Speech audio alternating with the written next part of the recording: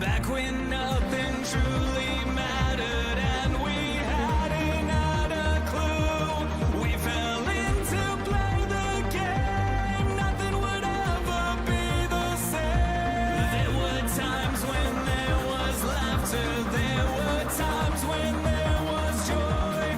But they took it all away for the pleasure in our pain.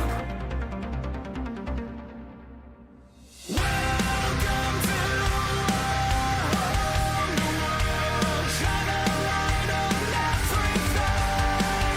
Please don't be scared for what we know. Welcome to our new world. All the lie you tried to hide away from the scars we made. This is your chance to understand we did not design this plan that was built for you.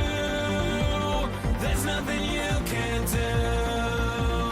This is my warning, this is your sign that you can't go running high. We will fight for you. You know it to be true.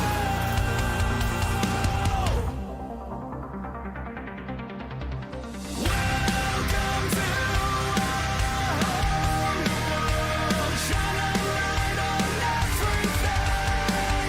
Please don't be scared for what we know. Welcome to our new world. All the liars tried to hide away from the scars we made.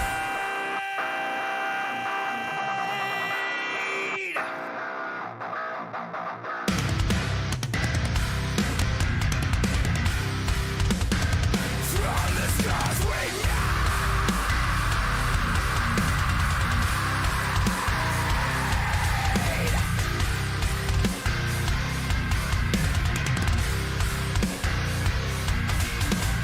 Welcome to our new world. Shine a light on everything. Please don't be scared for what we made. Welcome to our new world. Shine a light on everything.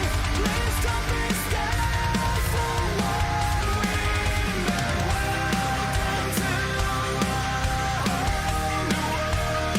All the liars tried to hide away from the scars we made. Welcome to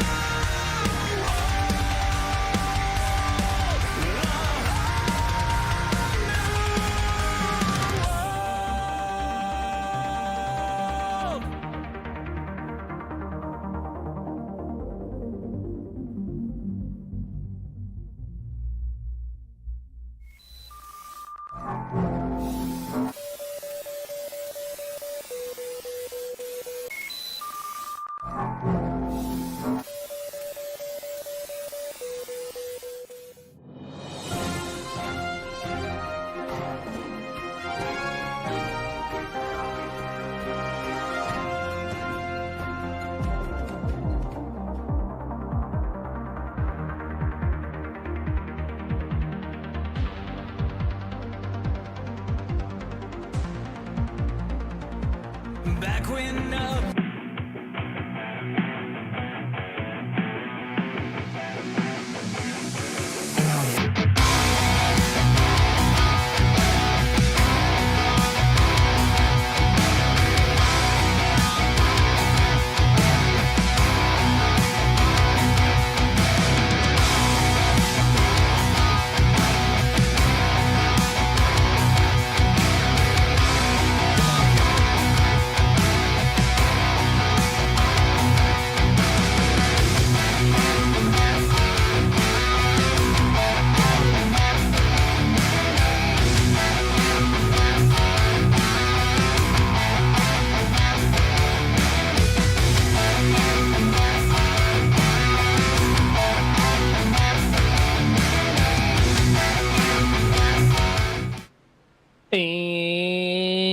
welcome back to Nerd TV for another OP Grand National Series ButtKicker. I said that backwards. ButtKicker Grand National Series presented by Icon Apparel Company here as we're going to kick off the countdown to green, presented by Nerd TV and Icon Apparel Company here for race number 2 of this season that runs all the way to the end of August and bleeds into September. So we got about another 4 months of racing here for this part 2 2025 season for these Grand National cars.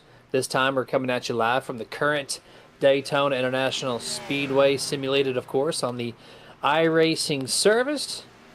And here's your weather.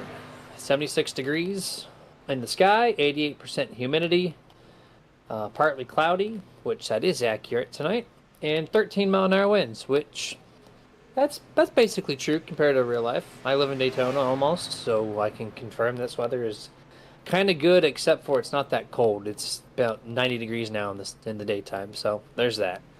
And my name, of course, is Jeremy Stanley, a.k.a. Jay Swifty on the interwebs. To my right-hand side, the guy who drives many miles in May. I'm not talking race cars, I'm talking real life. Dustin Loxton. How's your energy levels doing over there? You need some victory fuel over there? No, I had to step it up. So Monster is where it is. Seven 12-hour days, and 5 of those being driving. I'm dragging hardcore, but you know what? Doesn't matter, because we're here and we're going to be watching some Xfinity cars at Daytona. Again, it's always a good show here. Wednesday has not disappointed us, not one bit. Always some fantastic racing that goes on. And I would expect nothing less tonight at all, Jeremy. Got a good stacked field, about 32 drivers right now, looking to take the grid at the start of this race for the Bubba Winningham at Daytona. Race sponsor is Bubba Winningham. Thank you so much for that as well. OP as well as the drivers and the production team. Thank you very much. And we thank all of our sponsors. So should be a good one, Jeremy. It's OP, it's Wednesday, it's Super Speedways, of course, that does not change. And for the ones who've tuned in recently, you know that this Wednesday series is probably the cleanest out of all series across the board for OP. So Wednesdays is the spot if you're looking to have a lot of great side-by-side racing and not having a cajillion cautions. So we're going to do it for race number 2 here. And next week, we're at Gen 4 at Daytona. I think that's the bumpy version, if I'm not mistaken. We'll run that through later on tonight before we close it out. There you go. So that'll be more exciting. And Dustin, it's going to be a great race. Last season was excellent. This season looking to be just that, if not a little bit more. We got about a minute and a half left in this practice session. Just going to quickly recap the top 5 in points. Mark Mann, Jimmy Reynolds, Vicente Guerrero, Derek Donna, and Gabe Butler. Currently, your top 5 out of 1 race. Yeah, I mean, there's still a lot of races to go before the playoffs start, so you're going to see these names jumble all over the place. The only name you're not going to see jumble all over the place is Mr. Mark Mann up there, who won last week at Talladega, locked himself into the playoffs, so he is locked in. So it is a win and in for any of the OP series, so obviously Wednesday is no different. So if we get a different winner tonight, they will lock themselves in and punch their ticket into the playoffs. But like I said, a lot of races still left to go. You're going to see these names bump up and down all over the place. But we always like to try to give you guys an up-to-date standings on where everybody is as far as the top 16. And that is everybody above that red line, and then your 4 drivers that are just under that cut line coming into tonight's race. Yeah, that's right there. And I'm watching our team driver, Kenny Bishop, just doing burnouts for probably no reason at all here in the infield as we're winding down this practice session. He did that last week, too. That's like, I don't know, is that like a pre-race ritual now that he's got to do that? I used the most expensive white paint on the nose of that thing, and he is throwing a rubber on it and smoke and I don't know if I appreciate that. It's a pearlescent matte white finish. You can't get it anywhere else other than Nerd Wraps at nerditudes.gg/Nerd Wraps. But, you know, that's fine. I'll forward him the bill. It's going to be just fine. We're going to be okay. It's going to be okay. Well, we got a shout out, a couple of them there on. I got to move my mic here because it's in the way. Derek Donna on YouTube says 3-peat podium tonight? ? He goes, let's try it. He goes, thank you guys in the booth. No, sir, thank you, but we appreciate that. And he says, big thanks to the fans out there. And Dan Parent says, let's go Derek Donna number 215. Almost on cue right after Derek typed that. Look at that. And just to further what he said with the three-peat, the three drivers, if you did not catch last broadcast, was Mark Mann, Jimmy Reynolds, Derek Donna. That's the top three that he's wanting for the repeat. So we'll see. We'll see what happens. Dustin, it's qualifying. It's our time to get our faces off your screen. It's time for us to go green in this qualifying session. And, well, welcome to qualifying Mr. Jimmy Reynolds, who finished second last week. He is your fastest guy in practice, and he is unsponsored tonight, but he's our fastest guy, so we're going to see what he does here for his first and only lap of this session. Yeah, and like you said, only single lap qualifying, so they leave pit road. They essentially have 3/4 of a lap to go around on a warm-up. And when they cross the line, like you just seen Jimmy Reynolds do right there, that is their green flag, and it's their only green flag they will get, so it's a one and done. But typical qualifying at super speedways, name of the game is not to scrub speed. Wind can help or hinder you.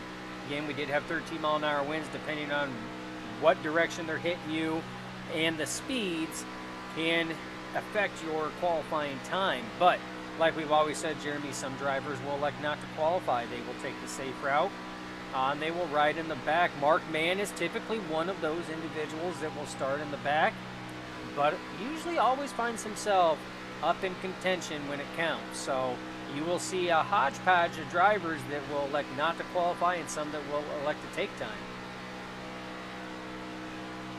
Yeah, 100% there. This track is kind of configured to where into turn 1 you're driving southwest, and on the backstretch headed to turn 3 you're driving northeast. Those winds are coming from the southeast at 13 miles an hour. So they're heading southeast, right? So basically, whenever you come off of turn 4, you're in a the headwind is pushing right up against you. So you're going to slow down a little bit, headed to the start-finish lane, but you get that massive boost all the way down the back straightaway. So that's where the speed's going to be found at the current weather standings, which southeast at 13 mile an hour is going to be where we're going to sit for a good chunk of this race, actually, all the way up until about 9:30 p.m. server time. Right now in this qualifying session, we're at 7:18 p.m. session time, so about 2 hours worth of that large amount of wind before it dies down to the single digits. And we're riding on board a couple drivers here. This guy is tonight's sponsor, Bubba Winningham, in the Chevyland Chevrolet, of course. He's never changing his sponsor. And we're going to see what he does at the line here. He's going to file in at 51.130. Nothing better than 13th for the driver, the number 6. Absolutely. And like I said, it's qualifying, it's a hit or miss. I mean, some drivers will, it's not uncommon, Jeremy, we've seen some drivers to qualify just to get a pit stall further up pit road, closer to pit exit, but will elect to miss the grid on the initial start so that they're in the back. So, I mean, it's hit or miss when it comes to qualifying, but right now, Kevin Freese, we haven't seen Kevin Freese in that 25 in a number of weeks, making a return tonight. Top of the charts as it sits right now, 51.01. Jeff Crosby Jr., 51.02. And then Zach Fritsch, 51.04. We're riding on board right now with Vicente Guerrero. This guy knows how to get around the track. If anybody has a chance right now currently out on the track to knock Kevin Freese down, it might be Vicente, but Vicente at a 51.03.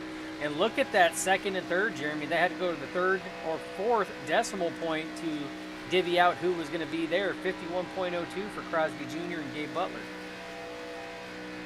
Yeah, very tight times. These guys qualify multiple times each week at these same 4 venues, and so they know exactly where to put their car or truck every single time, and that makes the scoring pylon very tricky to read because everybody looks identical out here. Like they got a Gen 7 Cup car put together by a Lego kit with a manual, and here you go. They're all stacked up on one another. And you, as you were talking, Dustin, too, I'm listening to the drivers meeting in my other ear here. Let me tell you, Zach Fritsch, who's currently doing the admin stuff, he says, we're broadcasting live on Nerditudes, and then repeats it and says, we're broadcasting live on Nerd iTudes. Have you ever heard that? Nerd iTudes? Nerd iTudes. No, I have not heard it pronounced Nerd iTudes, but you know what? It's Zach, so we'll allow it. We'll allow it. Yeah, 10-4 on that. Zach, you get the hall pass tonight. Virtue of Dustin, not me. At least you got 50-50 on it, but we are filing in, Dustin. We're gritting on pit road. Let's go ahead and go over the starting lineup for tonight's Bubba Winningham at Daytona. And we got Kevin Freeze, Jeff Crosby Jr., P1, P2, Gabe Butler in third, Vicente Guerrero in fourth, Zach Fritsch, sponsored by Nerd iTunes, is in fifth, Jimmy Reynolds in sixth, Zachary Workman in seventh, John Guerrero eighth, Everett Lane P9, Josh Millam in P10. 11th through 20th will be Adam Kilday and Andy Briganti in that row 6. Harold Rothery in 13th, Douglas Johnson in 14th. Row 8 will be Jeff Crosby Sr. and Dana Shepard. P17 is going to be Gary Bergeron, and then to his outside, Nathan Warren in 18th. Bubba Winningham, tonight's sponsor, in 19th. Alex Giffen, P20. 21st, Derek Donna. 22nd, Ron Walters. 23rd, Steve Hoppett. 24th, and the final guy to post time is Mike Edgerton. 25th on back, posted no times, but are going to be filed by their I rating from highest to lowest, which will be Rick Seabrands, Anthony English, Scott Wise, Stephen Luttrell, David Overstreet, Mark Mann, Kenny Bishop, Eric Lowry, Andrew Schroeder, Justin Coy, and Len McNeese. And there you go. There's the 35 entries for race number 2 of the OP ButtKicker Grand National Series, presented by Bubba Winningham. Yeah, and when most of these names here, you guys have all come to become accustomed to. You've seen them on a number of Nerd iTudes broadcasts. That's going to be a running joke now, but a bunch of Nerditudes broadcasts. Only one name is new this week that we have not broadcasted in the past, and that's going to be the number 7 of Josh Milam. He is joining tonight as well, so I'm not going to count Kevin Freeze because we broadcasted Kevin in the past, but we have not had the pleasure of broadcasting Josh yet. So, again, 34-car entry right now, Jeremy. It's going to be a good one. You see the lights are on, the sun is setting. The pace car is leading this pack of hungry drivers. Race number 2 for the Bubba Winningham at Daytona is about to kick off. It is indeed true. Half a lap left. We will be green flag. It is currently 8:18 p.m. Eastern. In-game session, so that's why the sun is setting. You get the nice little reddish faint glow behind the turn 2 wall there. Very cool shot as they creep across the back straightaway into turn 3. 25-33 going to lead the charge here, and going from daytime to nighttime in this session. I love to see when they do that kind of thing. It's even more fun, Dustin, when they turn on the ×4 on a Saturday and then they go from nighttime to daytime, like we're a bunch of fools racing at 4 o'clock in the morning at a super speedway. I don't believe it. The only thing that's going to suck is going to be that sunrise. That is going to kill some drivers if it hits it right at the right time. Thankfully, they're not there, but here we go. Green flag is out here. Pedals are mashed to the floor. 25-33. 25, of course, Kevin Freeze starting the race P1. has the control, and they are utilizing the restart rule that iRacing offers now as of this week. So these guys are going to be tightly bunched up every single restart up at the front, or else they'll get dinged for that jump with the restart. But right now they got the top 6 on the outside, 2 by 2 by 2. You got one driver, the 06. He's going to be solo by himself with the 15, and it goes back to 2 wide as they get to 3, Dustin. Yeah, right now still 25-33 leading the charge up front. That is Freeze on the inside, Crosby Jr. on the outside. Still lining up who is going to get this first lap as they come across. Looks like Kevin Freeze has got the nose. Kevin Freeze will officially lead the first lap of the Bubba Winningham at Daytona. But Jeremy, like you said, 2 by 2 by 2 all the way back. And it's going to be like that for some time. Some drivers electing to stay it safe. Some drivers wanting to get up there. Remember, we do have a stage break at the conclusion of lap 35. So the lap ticker in your top left of your screen will say 36 of 70 when that competition caution comes out. And we will be speaking with whomever is the stage 1 winner at the end of that lap. We absolutely will. And we also have our nerd driver, Mr. Kenny Bishop. He is on standby. He has allowed us to pull him no matter what time. If it's lap 1, lap 70, if it's green flag, if it's yellow, if he's serving a 15-minute black flag, it does not matter. There he is, the Caffeine Team's solo driver tonight, Kenny Bishop in the 49. He's chatting, he's racing, you see him, he's focused. And caution, already out on lap 3, Dustin. We have someone deep in the back. 56, Mike Edgerton. The 48, Andrew Schroeder. Looks like it's going to be actually a little bit more than that. But we're going to see what happened here on the Nerd TV replay. Oh, looks like Luttrell tapped the 56 of Edgerton. He went down right in front of Kenny Bishop. It looks like Overstreet got away from it. Kenny Bishop, though, oh, man, it's going to collect a whole lot more. Mark Mann comes in right behind. Man. Well, that's going to hurt about 4 or 5 drivers here to start this thing off. I'm looking at the damage. Doesn't look terrible. The 56 has a lot of rear end damage on the left rear side, as we're going to take a look on the roof camera of the 49. Check up, trying to avoid everything, and then Mark Mann just says bonk to the back end. He's going to shove Kenny through the grass here. But all in all, the 49-56 gets the most damage out of that one, but it doesn't look terrible. Yeah, again, these cars can take a little bit of a beating. They do have one fast repair. And actually, you know what? Why don't we just do it? Fixed setup. 45% fuel load, unlimited tires, one fast repair, 2 green-white checkered attempts, and Lucky Dog and waiver rounds are in effect. So, as that graphic showed, they do have one fast repair, but you have to use it wisely. You don't want to burn it too soon, so some of these drivers, like Mark Mann that was in there, Kenny Bishop, where the damage was probably a lot less than what it was for, say, Edgerton, you know, they're going to come down. You're going to see them on an extended pit road stay. They're going to try to repair everything up. The goal is to only use that fast repair when you absolutely need it. When your car is off pace to where it cannot be competitive, that's when you want to burn it. Yeah, there's no reason that any of these drivers should be using it unless Mark Mann in the 84 has some engine damage. Everybody else should be just fine. I meant the 04, not the 84 on that there, but 3-2. Oh, there's a wreck on pit road. The 46, the City Chevrolet. He either spun out or got turned getting to his pit stall. David Overstreet, perpendicular to the pit wall right now. As we're watching the 131. Okay, he's finally getting to a stall here. And still, is he finally make it in there? No, here we go. Nerd TV replays gotcha.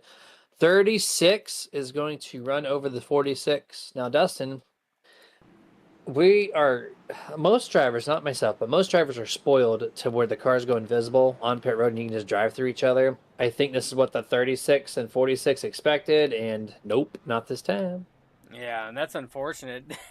36 of Luttrell not having a good time so far tonight. That was two incidents that he was part of One that he was part of that brought the caution out, and then one on pit road. So he is not having a good start here this early on in the running of this event.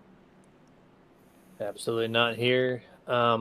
We have our driver Kenny Bishop on hand. You know, he's part of this wreck. He's on pit road. He's getting damage repaired. So we're gonna bring him in. We're gonna talk about it. Kenny Bishop. This is Jeremy in the Nerd TV booth. What's going on? You know why we pulled you, man. Involved in that wreck on lap 3. You did a crazy amount of good work to avoid the 65, and then Mark, man, had other plans for you. How's the car feeling? I had about 1:20 of damage, so we just got that fixed up. Avoided the first time he came. I was watching him at the top side, and I avoided him when he came down. Then he came back up, and then just Mark got in the back of me. But I think it'll be fine. I mean, on Saturday I had 11 minutes of damage, and it still kept up in the draft, so we should be good. Yeah, I was going to notate that you only had right rear damage. Didn't look terrible. I thought it was going to be just fine. Nothing mechanical looked messed up. So looks like you're rolling in there. And so what's the game plan now? Are you going to just kind of hang back for the stage 1, or do you want to try to get up there to fight with the top 10? I'm going to try and get up there. I just got to get on the high side. I was waiting to kind of have a hole opening, and it checked up too much on the inside, and then outside and inside. So outside looks to be rolling a little bit better than the inside. So that's my goal, is to get up there, maybe get someone on the top side, and we'll go 3 wide and fight for the front. I know Kenny Wright. He has no problem getting someone on the top side. All right, dude, go get it. Well, maybe we'll talk to you at the end of stage 1. Yes, sir. That was a non-PG joke, if y'all didn't pick that one up there, but it's okay. All right, we got a few more shout-outs on YouTube, Jeremy. I'm sitting here and picking up your slack, my guy, but that's all right. Les Levy says, good luck, boys, and also says, great to have the nerds broadcasting. Much appreciated, Les. Missing you out on the track. And Jeff Brown says, love your stream, guys. Well, thanks, Jeff. We appreciate that. Much love and respect, my guy. Hey, Jeff. Blank you. Can't say the other. What a friendly guy that guy is. So, Jeremy, Scott Wise electing not to pit on that one. Has moved up. He's up 26 positions from his starting position. He's now leading this field right now. That puts Kevin Freeze on the outside. Crosby Jr. is the pusher on the inside row, and Gabe Butler the pusher on the outside row. So as we are working our way through turns 3 and 4 right now, Jeremy, we're going to get this thing re-racked and restacked and ready to go. Re-rack and restack, and Jeff Brown gives me a smiley face for that comment. You are welcome. And the sun is almost fully set. Here is that faint red glow. It's just barely in the skies. And here we go. Pace car down. Throttles at the ready. Green flag. Green. Scott Wise going to take a nice little launch over the 25 of Kevin Freeze. He has the lane option early as he gets to turn 1. Crosby trying to catch up to the 31. This is really going to allow the 25 and the 88 partner in crimes here to really just going to slingshot momentarily, but a double bump from the 33-14 combination is going to keep Scott Wise on the top spot on the inside and holding on with the 88 in the 25. Yeah, but you see what that restart did right there. Kevin Freeze able to jump down to the inside. There was so much space in between Scott Wise and Jeff Crosby Jr., whereas that top line of Freeze, Butler, and Workman were nose to tail, and it just allowed them to really propel themselves, way ahead on that top side. Gabe Butler clears Freeze. He moves down. That leaves Workman and Guerrero up on that top side right now as they're trying to work further forward. Yep, going to give some air to the 19 there. Zachary Workman's going to have Vicente Guerrero, who's also shifted to the top there. They're going to try to get themselves and the 12 of Zach Fritsch from Nerd iTunes to get there and push that 19 to the race lead. But nope, Gabe Butler sees it. He's going to give air now to the 25 of Kevin Freeze, 88 to the top. And now Scott Wise, bounce off the apron, contact with the 14 there, door-to-door contact to turn 3. No harm, no foul now. Off of turn 4, 25 to the inside. Yeah, 25 to the inside. You see Gabe Butler controlling the lanes, both bottom and middle, as we have a third lane trying to form. You got the 12 of Zach Fritsch up there trying to get something going. and the 7 of Josh Milam up there trying to get things working. But as it sits right now, Gabe Butler is leading ahead of Kevin Freeze in that center lane. Workman giving the pushes there. And now you start seeing more cars trying to move up to that top side, Jeremy. You got the 16 of Nate Warren up there now joining the likes of Fritsch and Milam. So number of drivers, and that looks like Andy Briganti trying to work his way further forward. So starting to form our 3 lanes of battle here on lap 9. Yeah, the outside's getting a little unconnected here as one car, the 13, Briganti, into the outside wall. He's going to lose the graps rather of the 16. But now it's just the 7 and the 12, the only 2 in the top. They're going to go way far back from third place onward to maybe even outside of the top 10 potentially, as they're back to mainly 2x2 for the race lead. Off of turn 2, the outside lane kind of gets a little bit of a momentum shift. Not sure if that's going to be able to hold or sustain or anything, but at the front, though, still Gabe Butler inside. Kevin Freeze says, nope, now that's my turn to go there. It's going to put Zachary back to the point on the outside. Yeah, as now Kevin Freeze jumps back in front of Workman. So again, trying to control the lanes, trying to give air to the pushers. That's going to allow Gabe Butler, who we're riding on board with right now, to get on the inside of Kevin Freeze. You see big bumps from Workman to Kevin Freeze. But right now, Gabe Butler having that momentum on the inside. Big pushes from the 31 of Scott Wise right now. But Jeremy, 2 solid lines formed up, and it's going to be this teeter-totter back and forth of pushing, switching lanes to give fresh air to the pushers behind so that they don't blow up. And it's going to be like this all race long until we get that 3rd lane in there, and then it's pretty much rinse and repeat. Yeah, 100% here on lap 11, headed to lap 12 of 70 scheduled laps here this evening. We have not done it here in the past few races, but we're going to go turn up the tude, raise the volumes, lower hours, and you guys are going to enjoy Xfinity at Daytona.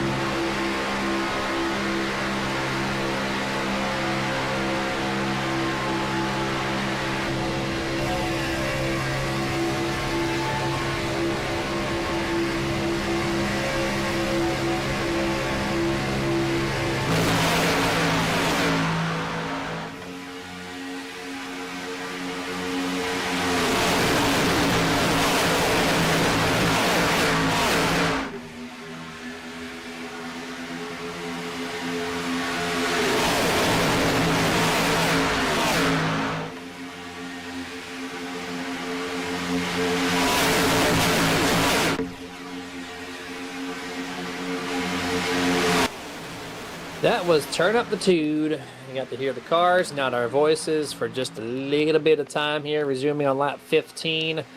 Headed off for turn number 4, going to the front straightaway. This time, the 19 led the lap, but at the line, it's going to be a dead tie. Vicente Guerrero. I called it, Dustin. Before they got to the line, I said dead tie. They get to the line and check it out. .000 was the difference. Crazy, and that just goes to show exactly how close these drivers are racing like that. But while we were doing Turn Up the Tudes and you were enjoying everything that the iRacing service has to offer graphically and through audio, Zach Workman has worked his way up to the top spot. Vicente Guerrero is now battling him for that top spot on the middle line. And we've had a shift here. Kevin Freese is now pushing Workman, and Dana Shepard in that 43 is now pushing Vicente Guerrero. So we've had kind of a change here in that top spot. And Jeremy, we've had quite a few. I mean, Gabe Butler's still up there. He's still running P4 right now. He's up there in that mix. Scott Wise is still up there. But we have Jeff Crosby Sr. is up there in the mix now in that 15 Skull Classic machine. Eric Laurie's working his way up. Stephen Luttrell working his way up after the early race incident that he was involved in. So a lot of drivers starting to work their way up.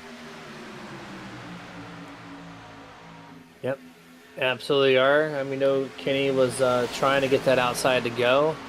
Currently, he is slated in 12th place after being in that wreck. So he's doing a great job there on that third lane. He's momentarily had a little bit of a stall point. Only has 3 drivers up there. It's going to be the 43 of Dana Shepard, the 49 of Kenny Bishop. Kenny actually hits the wall, a little bit of wall glue. Send him outside of 12th place. And now it's going to be back to just straight up 2x2x2, lap 18, back straightaway. Yeah, well, we have pit stops right now. Green flag pit stops are underway. Josh Milam, Zach Frisch, David Overstreet came down pit road. And Jeremy, we're probably going to have a number of other ones coming down. Vicente Guerrero clears and moves down to the bottom. I would expect pit lane to be very busy this time by. We got a big line on that inside, and here they come.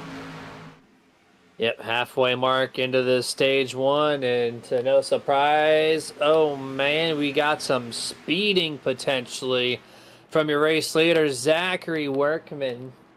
I think I clocked the top 2 or 3 at about 70 miles an hour. We will see if there's any penalties to come from that. But yeah, we got a total of, let me count these numbers here on my screen, 1, 2, 3, 4, 5, 6, 7, 8, 9, 10, 11 on this round of pit stops. Yep, and now we that then relinquished the lead now to Jeff Crosby Sr. is still out there running laps right now. Kenny Bishop trying to get something going on. He's holding on that middle lane there with really no draft help at this point in time, but still kind of maintaining. And there's your next group of drivers coming down. Pit lane is going to be busy. Looks like a clean entry by all drivers. Oh, little contact between Berganti and Derek Donna, but nothing major there. Just a little bit of scrubby scrub. That's going to leave Crosby Sr., Kenny Bishop, Justin Coy, Gary Bergeron, Mark Mann, and Len McNeese out there. Expect these drivers to be hitting pit road this time by. Yep, absolutely here. They're going to be coming down this time or next time at the very latest, but I don't think they can go too much further on that fuel tank run. 15, 49, 838, and the 999. Going to come down pit road this time here. No, they are going to stay off for another lap. Interesting call. Some of these drivers came down pit road during that first caution, so they can extend it out right now. And it looks like that's what they're trying to do, trying to extend it out, see where it goes, maybe hope for that caution. They can catch some drivers maybe, off the lead lap. But right now, it is these drivers. They will have to pit at some point in time, Jeremy. There's no way they can make it to lap 35. The question is, when will they come to the service of their virtual pit crew? Yeah, I'm only questioning this little group here because the 838 of Justin Coy cannot get to the 49's back bumper. So there is a gap there that's not helping the speed of these 5 cars make their way around this track. But now they have the 04 Markman. He's coming up with the 84 as well, the Len McNeese. So now it's going to be a total of 7 cars when they get there. That'll help out a little bit on this speed. But momentarily, I think the advantage has to go to the main big group of cars. Yeah, and the first car out of that group, you're going to have to go all the way back to 8th place. That's going to be Zach Workman, who right now is in a battle with the 88 and Gabe Butler. So this is that group that came down pit road. Not first, because actually we had Zach Fritsch and Josh Milam and company come down pit road. They were the first takers, but there was only about 3 or 4 cars that hit pit road at that time. But this was the first big group that came down pit road. Here we go. And they are all bunched up. Ooh, a little bit of contact there, saying Gabe Butler up the track. Oh, no. 15. Jeff Crosby Sr. overdoes the pit entrance, goes through the grass, hits the infield wall, I think. So a mandatory 40-second hold for your current race leader as he just disregards the entry cone on pit road. That's your first mistake truly of the night on pits. And now... Mark can the rest of these drivers stayed out? I think Kenny might be on a hold here, go boys, too. Kenny Bishop, driver the 49 for Nerd Esports. I think he has a speeding penalty himself. He is on pit road for a while. He did enter pit road. Was that 59? But he did touch the cone. He grazed it, Dustin. So 2 penalties that round of pit stops. Oh, man. And pit stops are so vital here, especially green flag pit stops. It, I mean, it takes very little to not make it, to make a mistake, and it costs. 40 seconds on pit road is so much time out there on that track. It's crazy. I mean, these cars are pushing 185, 190 mile an hour. It doesn't take long to get around this 2.5 mile track. Mark Mann exiting pits right now. There you see the group of leaders coming by. That is Workman and Gabe Butler. As they're working their way by right now, they take over the race lead, and they're slowly catching up to Kenny Bishop, who was just exiting pit as well. So Kenny Bishop will be the last car at the tail end of the lead lap. Yeah, we got this nice group right here on your screen. This is the main pack. Kind of listening to the driver's radio, too. There's a little bit of frustration in this group as well from several of these drivers. So kind of see how that affects maybe how they're going to run these next 11 laps before we get to stage in. But right now, Zachary Workman bottom, Gabe Butler on the top. Gabe has his friend Kevin Freeze pushing along the way on the outside, and Vicente Guerrero continuing to impress. They're going to be in the top 5, making all the right calls and staying up there. Absolutely, as they just put Kenny Bishop a lap down, and they are looking to catch the next driver as well. But Jeremy, I'm seeing a lot of moving back and forth for these cars. Not used to it. Oh, a little contact there. Looked like that was from the 19 of Workman and Freeze, and now contact between Freeze and Guerrero. More contact as they're going through the corners. So this is definitely getting dicey right now.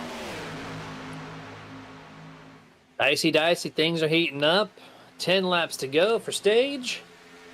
Time to thank one of our partners while we're doing this thing, and the most favorable group that I like to thank is Icon Apparel Company at iconapparelcompany.com. If you're looking to be stylish and feel comfortable and being iconic, you're going to head yourself to that iconapparelcompany.com. Rec, hold on. Icon is getting it. How are they not wrecking Dustin? What? There we go. They finally wrecked each other here. But be stylish, be iconic. Iconic like the 25 at iconapparelcompany.com. Yeah, and Dustin, we need to rewind on this. Yeah. Sorry to cut you off. No caution on that at all. There was, I mentioned a lap prior, there was conversations, there were some arguments going on. I did mention that. And then I literally said, I don't know how this is going to translate in those next 10 laps, but you can clearly see Kevin had the wheel broken to the left I think, or that he was just loose and trying to save it 100 times. This was a very odd situation. How many door bangs did he have here? Here's number 2. There's 2, I think. Then 3. He's still turning left. 4. Still turning left. 5. He's still turning left. 6. This man couldn't turn right for his life. And then Adam Kilday almost became innocent bystander. 7. And then he finally wrecks it. That's insane. Yeah, there was a lot. I mean, but the lap prior, Jeremy, I mean, there was a lot of contact that was happening and going through in that top pack there. And the 14 and 25 were 2 drivers that were making door contact through the corner. But that was that was a lot. 7 door bangs on that one there. So yeah, definitely. Definitely a very heated situation as it comes to that. And Jeremy, we're working lap 28 of 70 right now, working towards trying to get to the end of stage as it sits. Right now, the 33, Jeff Crosby Jr. on the inside of Zach Workman. Those two duking it out right now for the race lead. So Jeremy, when we get to the conclusion of lap 30, if a caution comes out anytime after the conclusion of lap 30, then that will be stage break at that point in time. Or if we can make it to the conclusion of lap 35 and stay green, that will be the conclusion. But laps are ticking down right now. Workman on the inside. He did clear 33 of Crosby Jr. Now you got Butler and Kilday working that top side trying to get a run going. Yeah, they're trying what they can to get there. 6 laps remains in stage 1. 1988, that's your 2 leaders right now. As Kenny Bishop has joined, he's the only car in this pack that's not for position. Everybody else is for position. I do believe, I'm trying to cross-reference to make sure I am a liar, actually. Steven Luttrell in the 36, right in front of Kenny. In the 49, he is also not for position, so 2 cars not in it, both on the inside lane. Everybody else is for position. Josh Millam, you said he's new, first time we've called his name. He's looking to try to impress and pick up his first stage win in his opening race. Yeah, he is that 7-car third, well now 4th on the outside line. His Workman jumps from the bottom line to the center line there. That's going to give Crosby Jr. the run. Lap 31, we just completed lap 30, working lap 31 of 70 right now, Jeremy. So we are ticking down. Drivers trying to get everything they can. Crosby Jr. almost has Workman cleared with the help of the 36 of Luttrell. Again, Luttrell not on the lead lap, but still helping out drivers up in this main pack as we ever slowly creep towards stage break. Yeah, we're going to get there. Going to be 4 laps to go this time out the line. Zachary has the lane choice off of turn 4. Does he slide up? Does he stay on the bottom? Right now he's going to hang with Jeff Crosby Jr. Gabe not there. Yes, he is. He is there. Barely, so he can't do the lane change now. 4 laps to go official. 1 car dropping to the back. That's the 06. Currently lap down. Harold Rothery, who I do believe just went 2 laps down. That time at the line.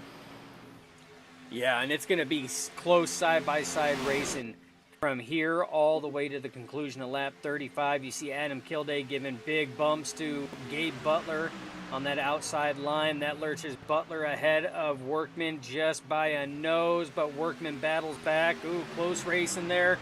Gabe Butler had to readjust and slide up the track just a hair, Jeremy. This racing is getting close as the laps are winding down for the conclusion of stage 1. 3 laps to go for stage.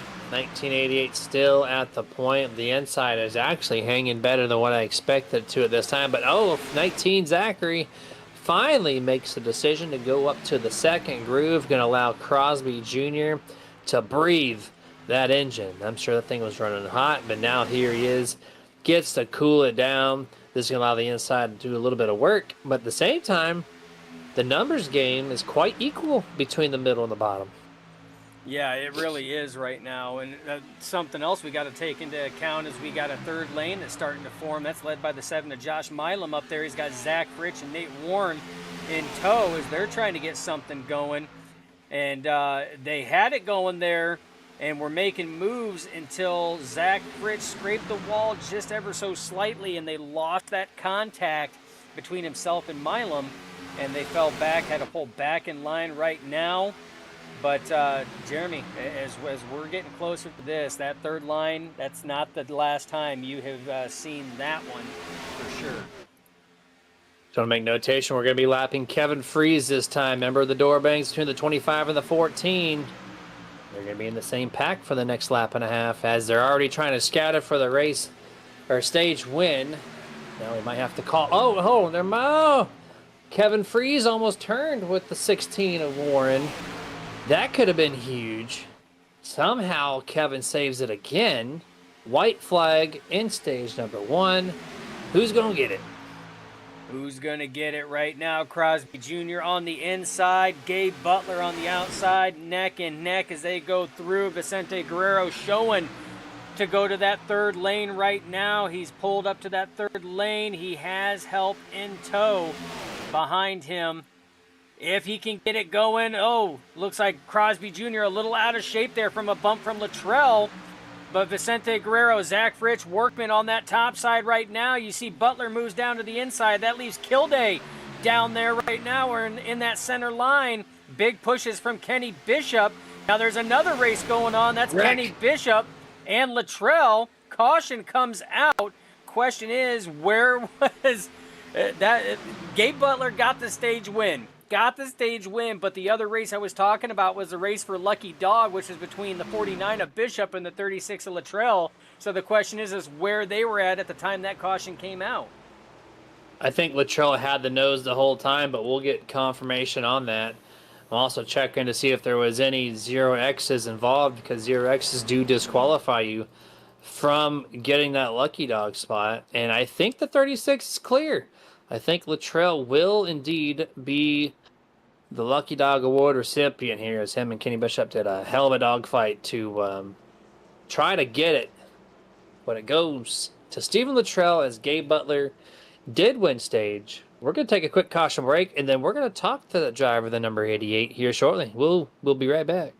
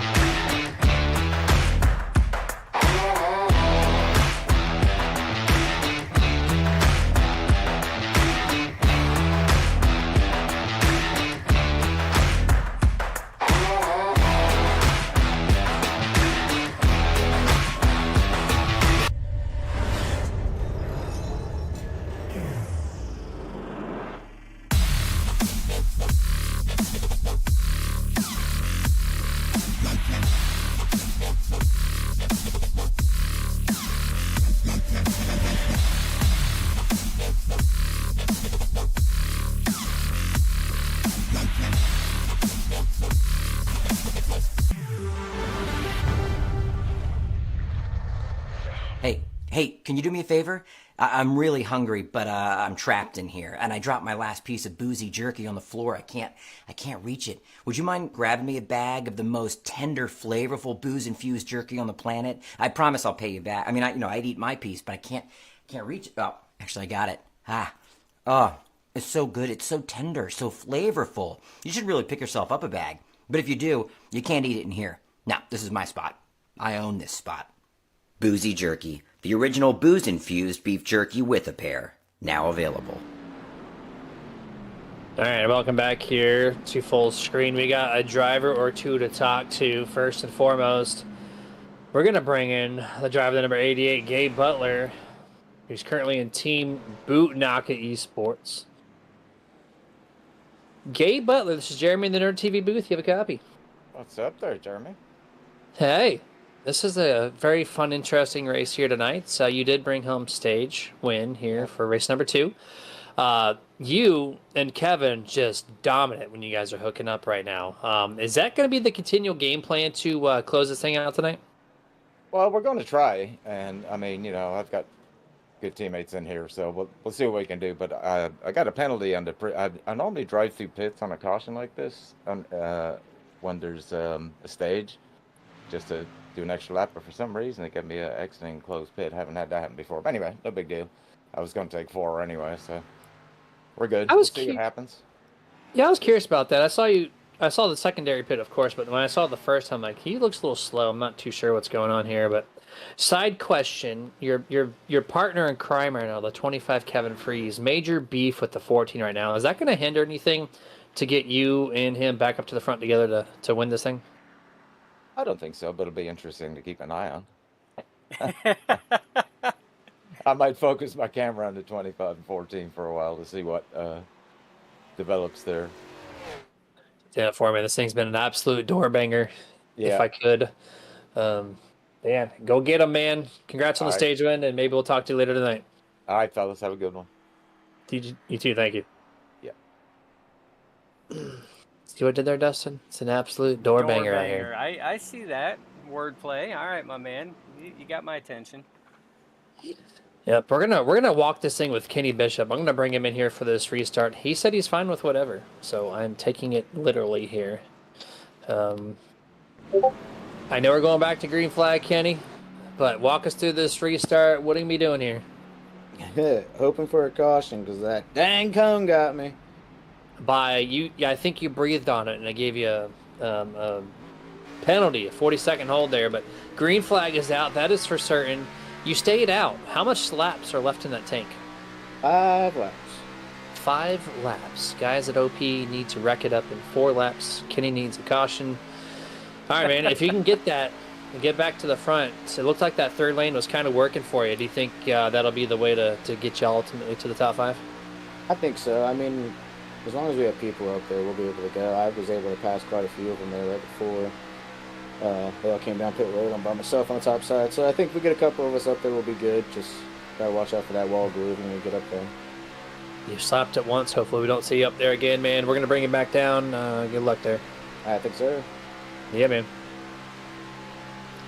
It's Kenny Bishop, Nerd Esports driver, former broadcaster with us. And now we're gonna do it this way. Bring him in the broadcast, but as a driver. I kind of dig it, actually.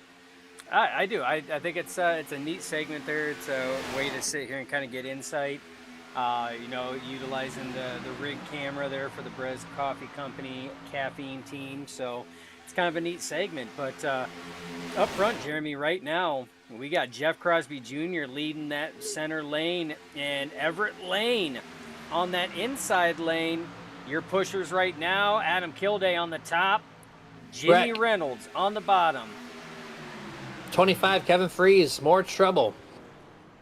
I think, right? No, is that not? No, that's not Mark Mann. 25. They have identical cars. I can never tell. They do. When When Kevin runs that blacked out version, it does. It looks a lot like Mark Mann's Batmobile car. It really, and like there was a massive checkup on the bottom lane. Not sure where that initially started, but he hit the back of the 36 and then the 46. Cleans his clock. David Overstrait sends Mark Mann into the infield of turn 3. And here's an TV replay. Oh, Gabe Butler. I didn't see Oh. that part. No, our stage winner. Engine expired. Yeah, that's a fastie for sure. Yeah, we're gonna go up and watch Mark Mann there No. and see what happened. And right there, the big checkup over street just couldn't woe it down. Got in the back of Mark Mann. And Jeremy, when you're down on that grass like that, you can see the front tires locked up. Mark's trying to stop it. All four locked up, and it's just full sending it right up the track. He had no control on that once it hit that grass. What are the odds that David Overstreet sends Mark Mann not only to the infield, but then resends him to the outfield and collecting our stage winner? That's what a penalty does, man. You have a game plan. You're up at the front. They're doing great. You get hindered by one penalty, and now you're susceptible to all this chaos. And Gabe Butler finds the very first incident. That's heartbreaking. But you get that fast repair, but he also has to tow. So he's probably going to end up a lap down here. Yeah, and that's an unfortunate thing. Good thing is, I mean, we still have a number of laps to go. Anything could happen. You know, if he's in the right position, one caution can sit here and get him back on the lead lap. So but like you said, I mean, that's why drivers, they get frustrated with the penalties like that, because any game plan you had, it can just demolish that in a heartbeat.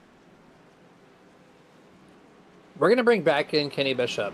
Remember, he needed a caution within 5 laps? Well, we did it. So, let's talk to him again. You got your caution, man. Yeah, it happened pretty quick too, so I'll go ahead and have to And right in sweat front of that you. out. Oh, yeah, no, that's 3 for 3, so we're good. That's crazy. Well, now you're set up for success here. Go get him. The car feels fine right after the damage repair? Yeah. I mean, at one point I thought maybe it wouldn't suck up as well, but then, it was just the distance kind of got me, and then it was fine, so I don't think it's anything to worry about. All right, man. 10-4. I'm going to move you back down here, and I just wanted to get a check-in on there because we got the caution that we were looking for, so there you go.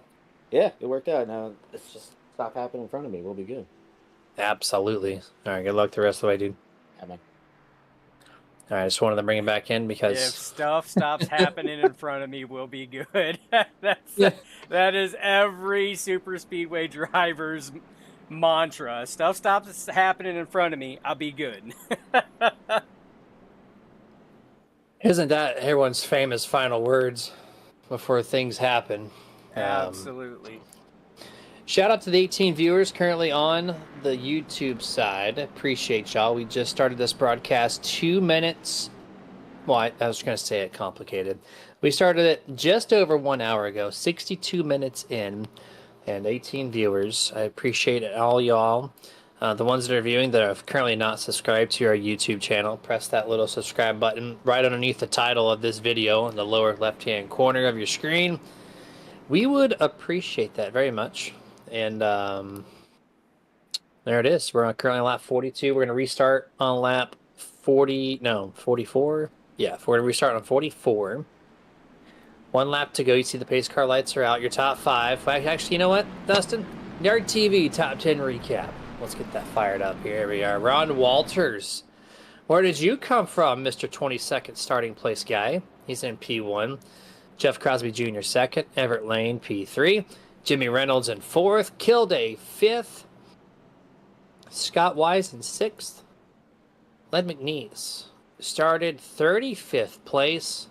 Where did he come from as well? Him and Scott Wise. Scott Wise in 6th. Started 27th. Len McNeese 35th. So these guys are cycling through the front here. 8th place, Dana Shepard. 9th, Gary Bergeron. In the 10th place car, John Carrero. Dustin, 1, 2, 3, 4, 5, 6. 6 guys in the top 10 started outside of the top 10. So a lot of flip-flopping here this evening.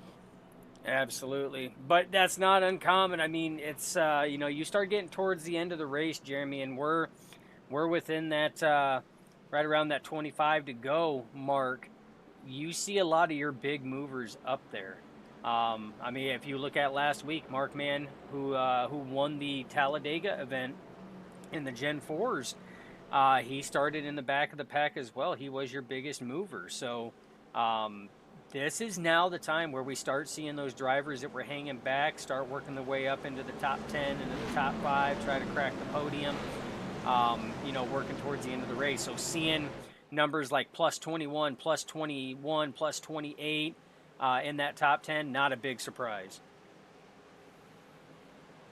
Yep, super speedway, baby. Oh, big domino checkup effect on the outside. It's going to scatter a lot of drivers back. Now the 33 at Crosby sitting duck as the 10. Ron Walters, 24 Everett Lane. These two are going to get a nice little launch into turn 1, turn 2.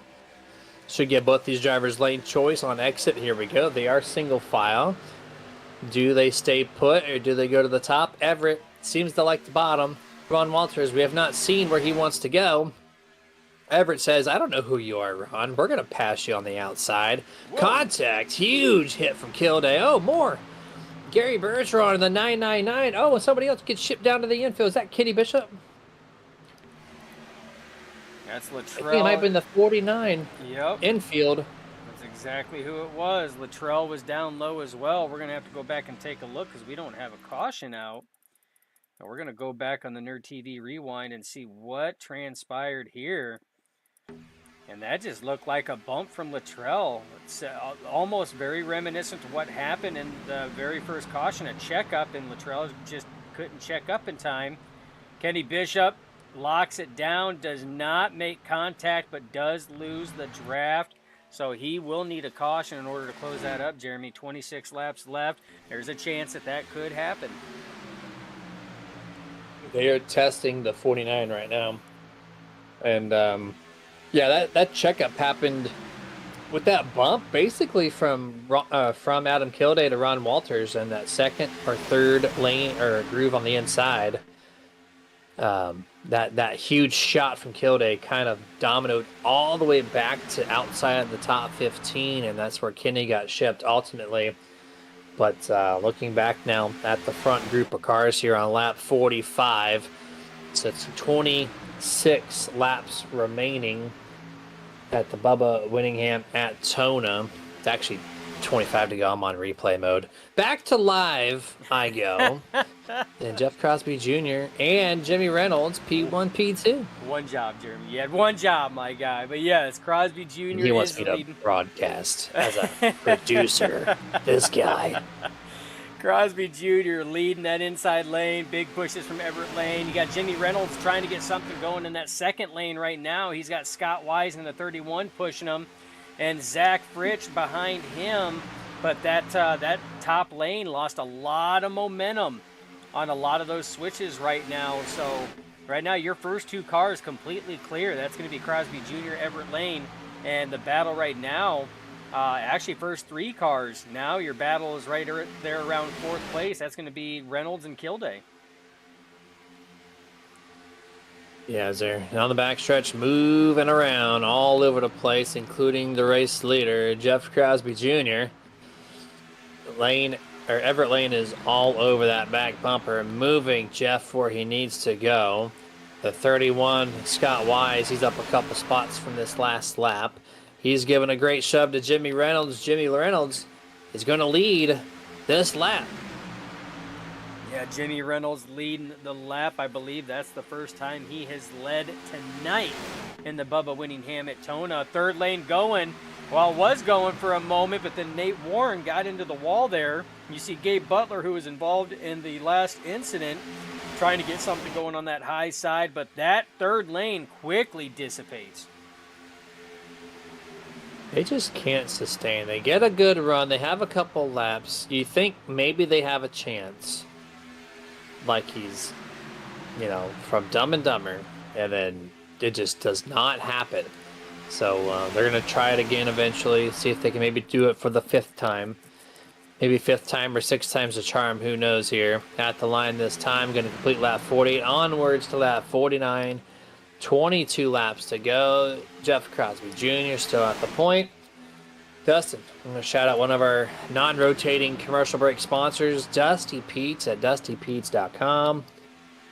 Bunch of nerdy stuff.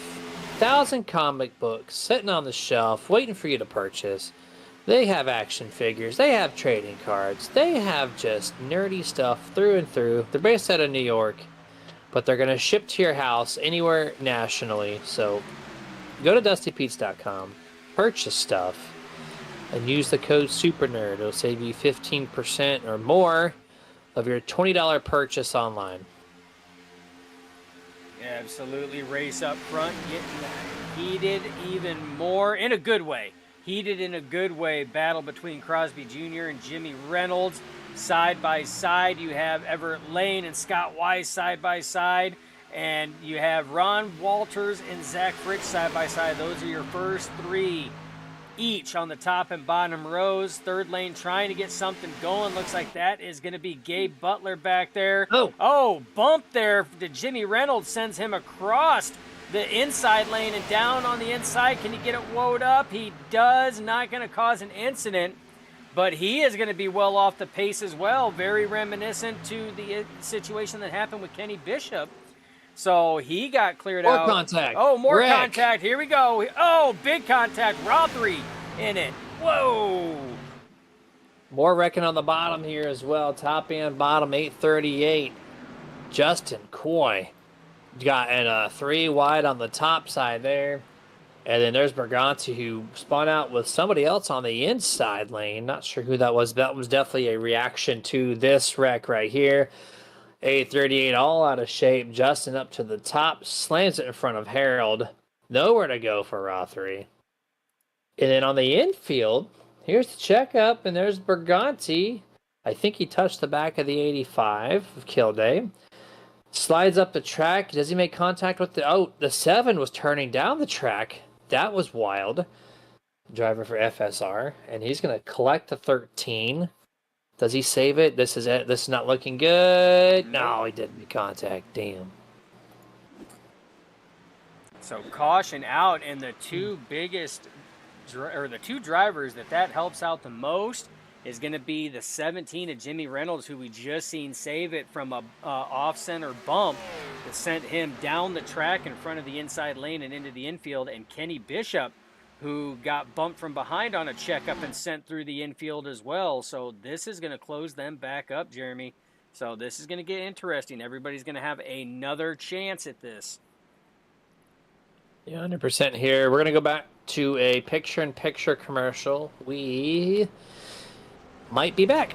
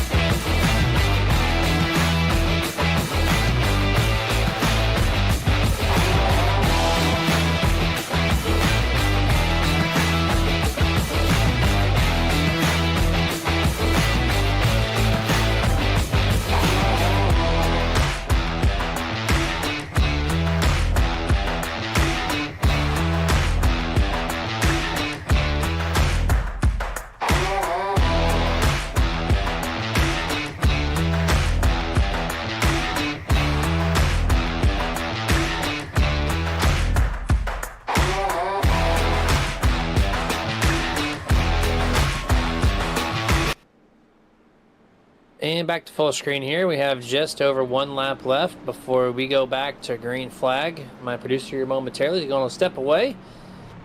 possibly for just a few laps, as we're going to kind of hang tight with myself here, and we're going to call it for this green flag.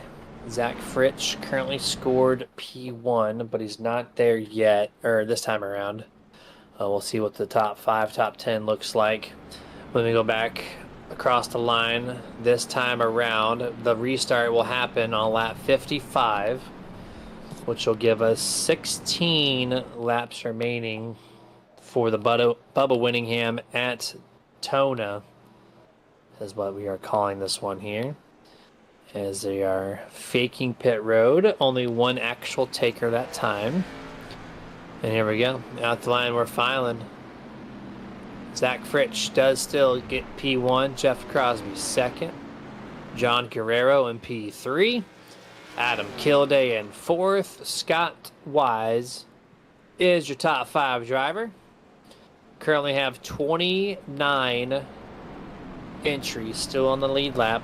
5 people are 1 lap down or more.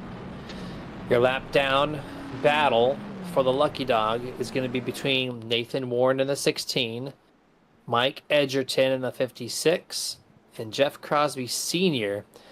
in the 15. So 15, 16, and 56 are the numbers to watch out for the lucky dog spot. Half a lap left before we go to green flag. And we're probably going to see another 1 or 2 more cautions. We'll have to find out. There's been a lot of soft bumper tags. It's got a lot of cars upset. Just, even with that last wreck, the 31 bumped the 17 into the infield, and that was nothing that Scott did wrong. He just gave him a shot almost directly center. It's a Chevrolet Camaro, so they're a little more angled than like the Ford Mustang, but it shipped the 17 in the infield, even with just a straight-on bump. So anything's possible. We gotta watch the bumps a little bit, I guess. At least the speed difference. We've seen the stack-ups that happen throughout the whole line. As one happens in the front, we've seen it. Straight-on bumps have almost spun drivers. So it'll make it kind of interesting to see how this goes. FSR does lead the front row here with the 33 and the 12. Fritz Crosby Jr. Pace car down. Throttles out the ready. Here we go. 16 laps to go. Bubba Winningham at Daytona. Green flag underway. The 12. Crazy restart over the 33. East is going to allow the 12, maybe the 85 to drop down here in front. No, Crosby Jr. almost allowed the 85, did not. So now the 12 and the 33 on the way. The big bump right in the center of 1 and 2 to the 12 as the Gary Bergeron. Oh, big block there. Zach Fritsch over Adam Kilday. I thought Gary Bergeron was going to allow Kilday to pass everybody with that huge momentum shot off of turn 2, but no, being able to keep it the 12 at the lead as he goes back down to the bottom to help his teammate Crosby Jr. off of 3 and 4. 15 laps remaining. 85 leading the charge on the top still. He's still at the rear quarter panel of the 33. No momentum to be found at the moment, as they got a great amount of cars on the second lane. They just need a little more tightness. And after the 33 gets a little too hot and can't push the 12 anymore, they will see that change. Vicente Guerrero going to try to start. Oh, Kilday shoves John Guerrero down. He gave a quick apology, but he muscles the 59 below the yellow line there. Vicente Guerrero on the caution.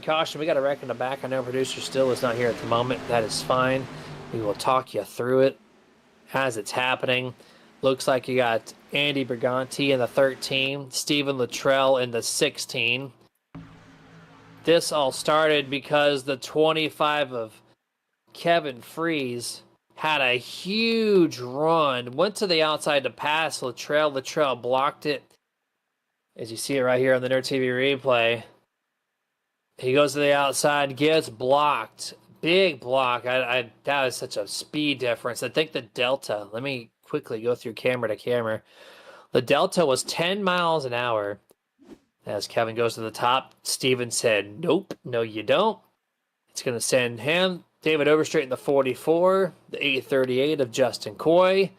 Also, the 48 as well of Andrew Schroeder. And I think it's just those 5 drivers involved in this wreck on lap 56. So you see one more angle of it here. Just filing in 3 wide of complete chaos in turn 4. Schroeder pushing Kevin Freeze all the way through the corner. Then Kevin hooks him with a rear shot there. Kevin Freeze has had the most wildest night we have seen. I think Dustin notated earlier that he did not show up for last week in this opening race at 2025B. Well, not having the best night here. Les Levy in the 84 is saying that was a drift up, not a block. I mean, I could see it. But I see a car go from the bottom to or middle to the top on a faster car. That's how I see it. But you're in the seat, man. So if you think that was a drift up by himself with no assistance, we will call it as such. We're just broadcasting it, so appreciate the feedback for letting us know that. Either way, it caused a 5-car wreck here on lap 56. We're going to get the green flag probably at lap 60, which will make it 11 laps on this next restart. 11 laps to go. Current top 5, Zach Fritsch, Jeff Crosby Jr., John Guerrero, Adam Kilday, and Gary Bergeron in your top 5. The wave around battle that we talked about, I think it went to Jeff Crosby Sr., possibly. Let me go double check. Yeah, Jeff Crosby Sr. in the 15, your Icon Apparel Company, Lucky Dog Award winner. He's on pit road now, getting some fresh Goodyears, a full tank of virtual Sunoco fuel. And that's going to put 30 cars now, 30, on the lead lap still to close this thing out.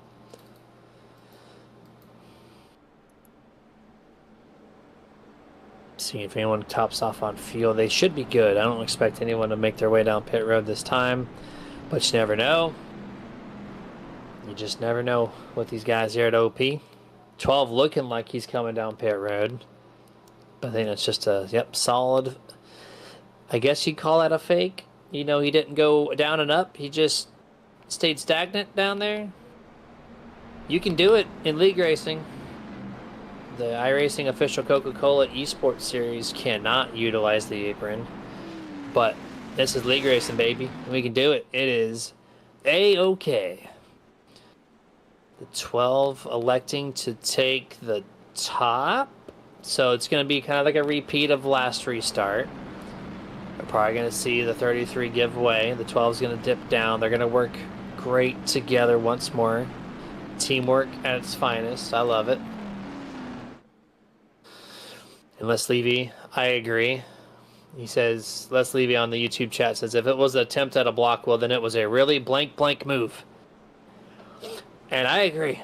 I agree 100%. That was a way too much of a delta to block if it was. But the same token, I don't... Maybe he thought he was just giving room to Kevin Freeze in the middle. Maybe Steven had complete innocence there and just wanted to give way. Go right to the very top, let Kevin pass on the middle groove. That could have very well been the case. I just saw it and called it, so... half a lap to go before this restart. Does end up on lap 60, so it'll be 11 laps to go. Kind of recapping some of these drivers here. Len McNeese, since we're talking about you, you started in 35th and you're still holding the top 10. So it kind of goes to show that qualifying can sometimes mean absolutely nothing. And, well, he's using all talent, the 84 is, to put himself in this position here. Go get him. You got 11 laps to do it. And Steven's not a blank who makes that blank move. So there you go. I got multiple in-race reporters to call this stuff for me. I love the feedback. Keep it going. Pace car down. Here we go. 12:33. Do they do the same thing on the last restart? Green flag is out. 12 has the lane, and he should be filing down. No, actually, Kilday says, nope. We're going to keep you ahead of your teammate. Going to separate the 12 and a 33. That was a 33 move up. Yeah, yep, yes it was. He recognized the game, right, Dustin? Absolutely. From the last restart, he knew exactly what the game was. He recognized it. And he answered wreck, back. Big time wreck. 99 gets turned. Alex Giffen, hard to the outside wall. We got Berganti. We got, what was that, Mark Mann. We got a bunch of guys just driving through the grass to avoid this thing. The 12, Zach Fritz on the radio just simply says, I'll remember that kill day. So there's something that might have been with the 12 and the 85 that caused this thing. Or no, I was talking about the restart. Never mind. That was not the wreck. I apologize. But yeah, let's take a couple looks here from the Nerd TV replay. There's the 7, Josh Millam. OG to the OP. Oh, Douglas Johnson's going to eat the wall for dinner. Fox reporting. Can't see the wreck in the infield wall, but here's the 131. 06. 56. 15. 17. Dustin. Crazy amount of drivers in this one. Oh yeah, there was a lot of drivers in that one. Like you said, we named a number of them off there that that happened. One of them was Kenny Bishop. We're gonna go full speed here. He sees it happen. Little contact, has to get on the brakes. You see Milam spinning low, trying to merge back up, cut through the grass because there's cars everywhere. He really has to cut through the grass. So he did probably one of the slowest merges and just cut the entire backfield there to make sure that he wasn't going to cause any more damage. Yeah, that was actually a pretty good move. All this nonsense happening in front of Kenny, and caught a little break right there for the driver, the number 49. Les Levy, want to know how many over-under, or let me rephrase that question. What's the over-under on additional cautions? Well, there's one. And I'm going to one-up that. So I'm going to say it's going to be over under 2.5 will be my my bet. And Milam, I guess, or the number 7, Josh Milam, not Milam. I love Les Levy, man. He's doing great for me, and he's in the car at the same time. Yeah, I mean, it always helps out. I was figuring you were going to catch on how I was pronouncing it as Milam, and you never did. You kept doing Milam. But you know it's fine. Tomatoes, whatever you want to do. And William Littrell asked a great question. Depends on who's next to who. That does play a factor. If it's the 14 and 25, guaranteed caution. If it's teammates, not guaranteed caution. So, well, right now, it's a great question, William. 25 is in 19th, and the 14 is in 10th. There's almost 10 spaces difference in between them. So, but we know how quick that can go. But I mean, it seems like I don't know. It seems like things are more tense tonight. We've seen a lot more, door contact. We've seen, more tenseness between drivers and what we usually are accustomed to. You remember when we were broadcasting the playoffs last season, like that's like the amount of, tension and, aggressiveness that you would expect for trying to make it into the playoffs, for the championship, trying to win the championship. But, man, we're on race 2. This is, kind of unknown territory, not used to seeing it this early in the season as opposed to later in the season like we did for the playoffs last season. Yeah, I mean, things are definitely heating up here. A little more cautions than what we usually see on a Wednesday. But not every race can go clean. And we're just seeing an aggressive side from OP. We've seen some really good, solid bumps that just happen to be for some reason, the soft bumpers on these Xfinity just throw cars at random without warning. So we've seen a couple of that, which has caused some wrecks. Well, We've seen and some great saves. We've seen a lot of mowing the grass. It's been a lot of things here tonight. yeah, and like you said it, I mean, a lot of the, there's a number of the cautions that have taken place that have been a product of this car.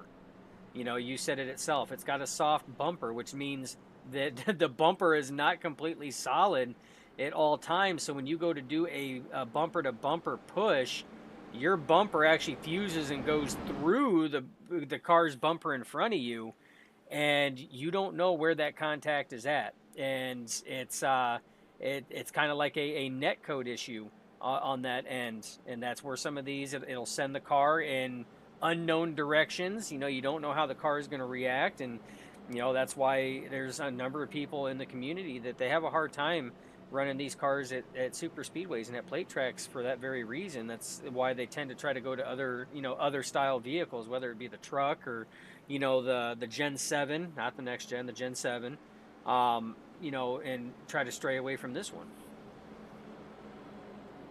Yeah, 100% here. We're going to get the restart on lap 64. So it'll be 7 laps to go for the Bubba Winningham at Daytona. For some reason, these broadcasts, Dustin, later the night we get, the bigger the view count they get. 23 current live viewers. That's also the end of the race as well, so naturally that's going to be a thing. But we'll see what happens here. Pace car down. 33 throttle at the ready. Green flag, green flag, green flag, green flag. We got Crosby Jr., Adam Kilday. That's your top 2. As they're going to file through the gears here. Who makes the big move on the top to go 3 wide? That's going to be the $1 million question right there. Crosby Jr. leading the inside, Kilday leading the outside.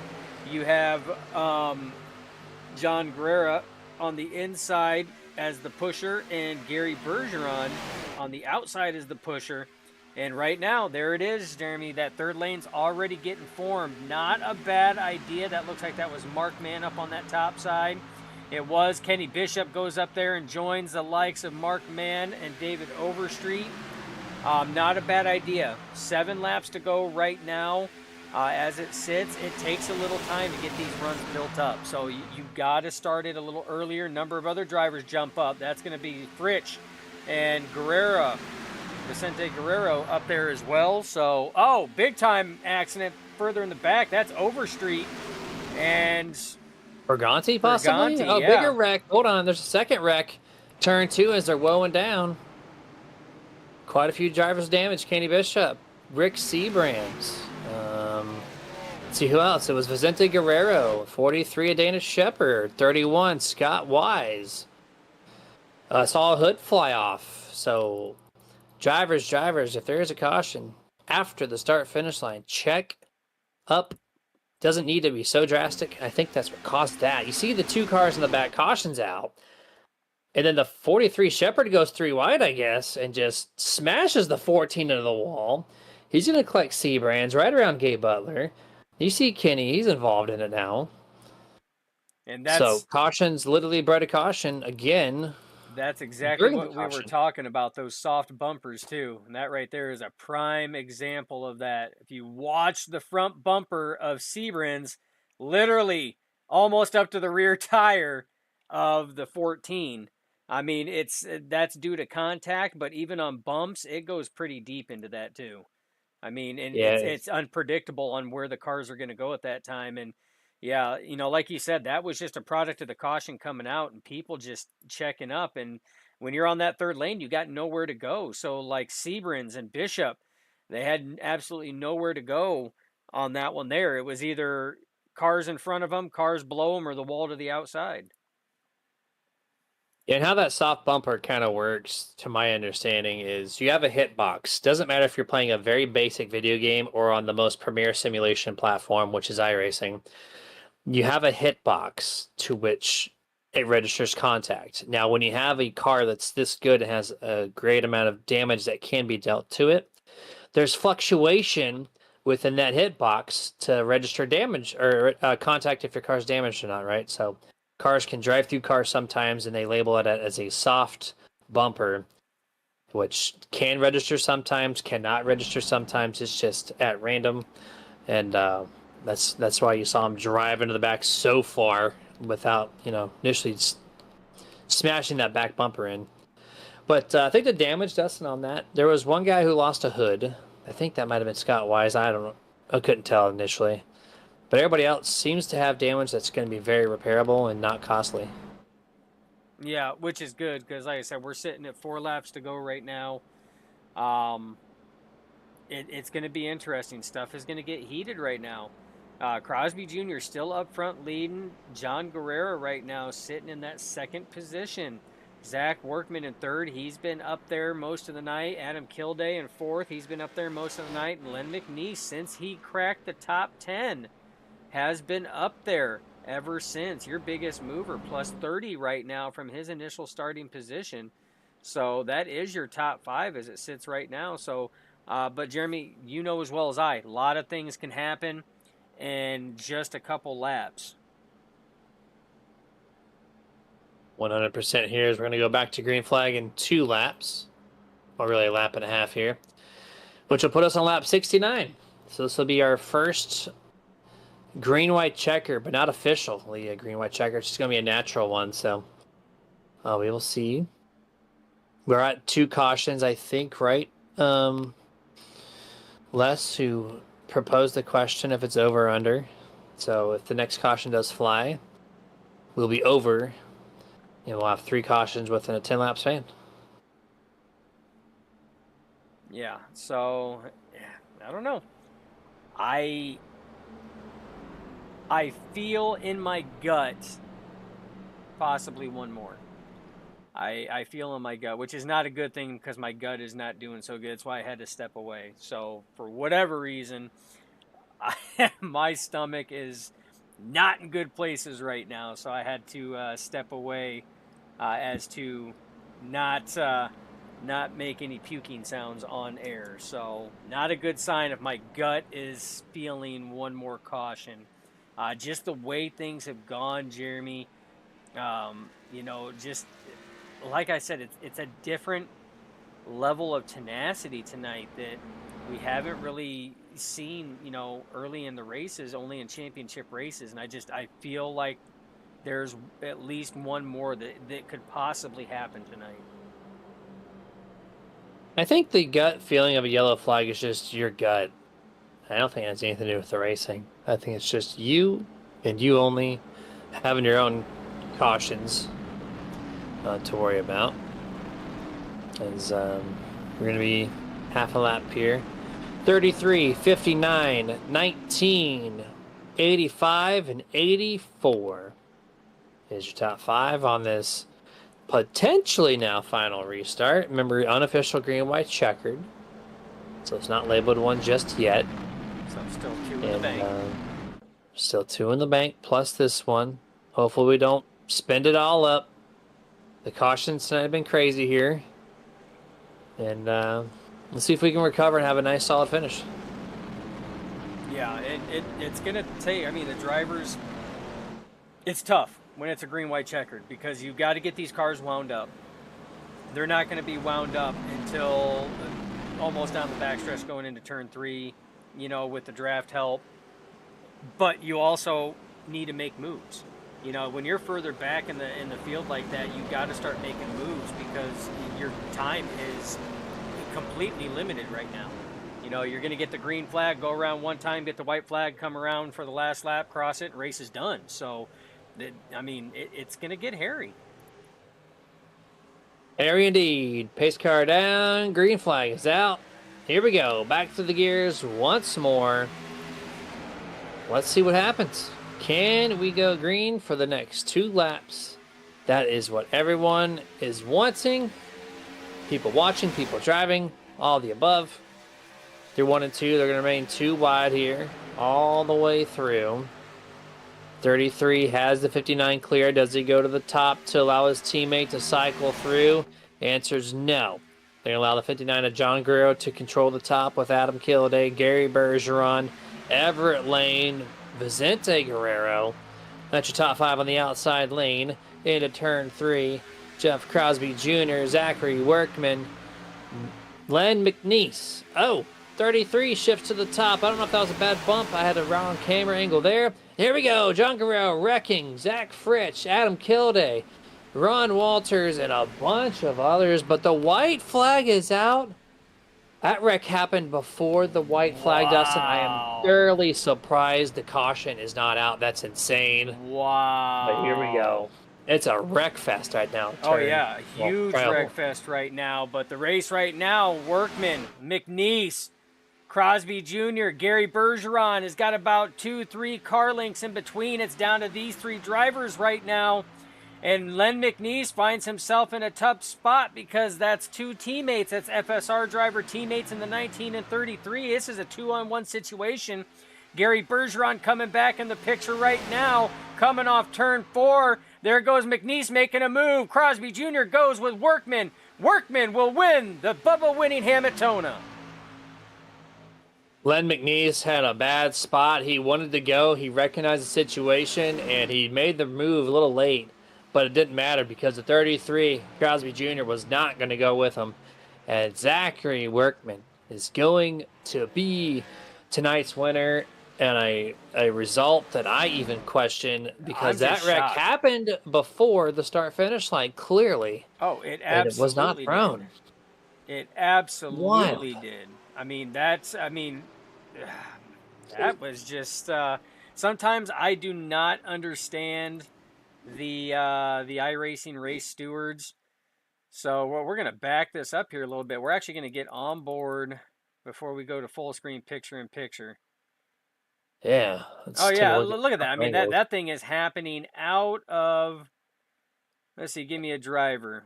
I'm going to go Fritsch here. Yeah, Fritsch was the first one, really. Well, John Guerrero and Fritsch were the 2 first ones out of shape. Right there. So, okay. Right here, you have a car 90 degrees in the middle of the field. They just passed pit road entry. There's the restart zone. This is well before the start-finish line. And this is a massive pileup. Look, they're just now taking the white flag. They just crossed. And look at the pileup. It amazes me that the iRacing stewards did not throw a yellow there.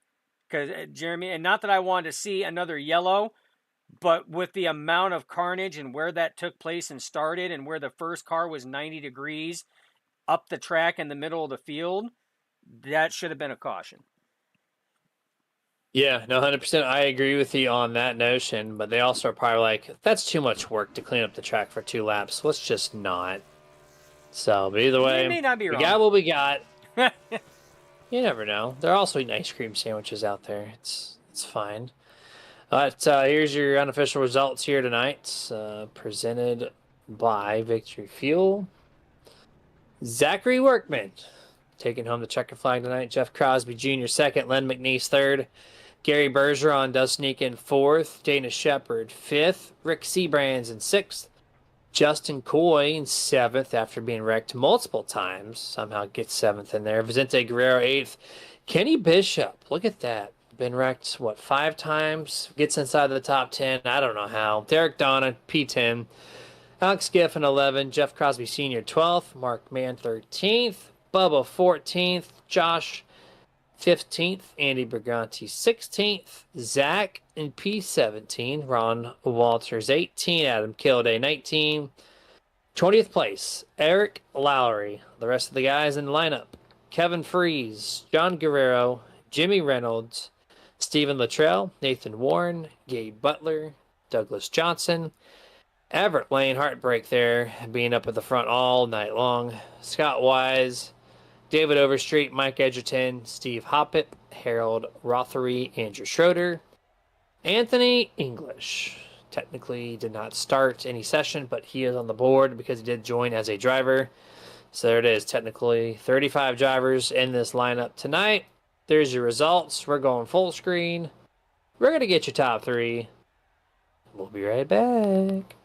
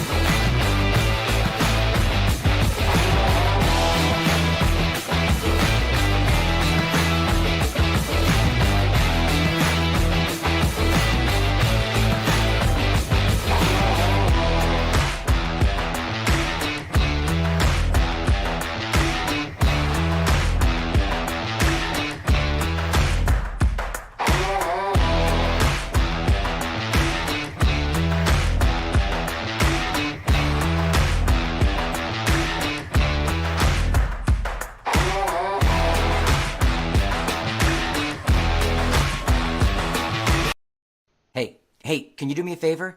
I'm really hungry, but I'm trapped in here, and I dropped my last piece of boozy jerky on the floor. I can't reach it. Would you mind grabbing me a bag of the most tender, flavorful booze-infused jerky on the planet? I promise I'll pay you back. I mean, I'd eat my piece, but I can't reach it. Oh, actually, I got it. Oh, it's so good. It's so tender, so flavorful. You should really pick yourself up a bag. But if you do, you can't eat it in here. Now, this is my spot. I own this spot. Boozy jerky, the original booze-infused beef jerky. And post-race show presented by Icon Apparel Company and Victory Fuel here, and we're gonna talk to a top three. We're gonna talk to some drivers here after this chaotic finish and whole race for that matter for the Bubba Whittingham Daytona. First on the docket, the driver of the number 84 Western Auto Chevrolet Camaro, Len McNeese, P3 from 35th to 3rd. How'd you survive, man? We got lucky there a few times, didn't we? Yeah, just a lot. Yeah, dodged a few of the good wrecks there, and just trying to stay back there just enough to, in case when they did wreck, we'll get stopped and not be in it. How are you able to pull magic out of your hat there and make it through? Because there's a lot of chaos. Your car, I'm looking at it on my screen, minus the natural rubber buildup, it looks clean. How'd you do that? Yeah, got zero incidents. I was sitting there. That's what I was looking at. Zero. Still got the fast repair. I don't know. We just we get every once in a while you get a good lucky night, but tonight was just one of those to sneak through there. Yeah, you absolutely did it, man. So whatever you did tonight, bring the rest of the season. That's quite the work there. But good run.